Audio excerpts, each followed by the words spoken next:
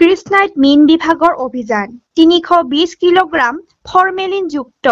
চালানী মাছ জব্দ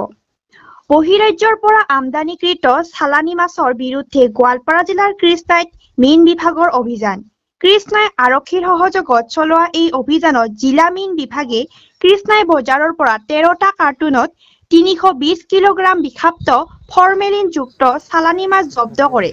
জানিব পৰা মতে কৃষ্ণাইত একাংশ মাছ ব্যৱসায়ী বহিৰাজ্যৰ পৰা অতি কম দামত বিষাক্ত ফৰ্মেলিনযুক্ত চালানী মাছ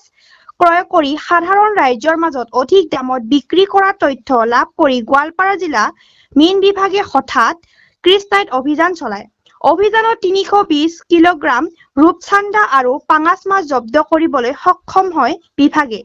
ইতিমধ্যে জব্দকৃত ফৰ্মেলিনযুক্ত মাছ কাটি পৰীক্ষাৰ বাবে নমুনা সংগ্ৰহ কৰিছে মীন বিভাগে উল্লেখ্য যে বহিৰাজ্যৰ পৰা আমদানিকৃত চালানী মাছ নিষিদ্ধ কৰাৰ পাছতো একাংশ মাছ ব্যৱসায়ী নিজৰ মুনাফাৰ বাবে সাধাৰণ গ্ৰাহক ৰাইজৰ মাজত বিক্ৰী কৰি আহিছে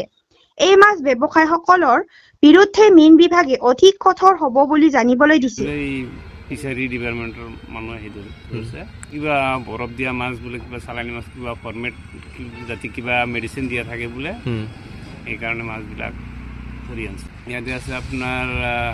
ৰূপচান্দা বুলি কয় আৰু পাংগাছ বুলি কয় এই দুই জাতি মাছ আছে এতিয়া মাছবিলাক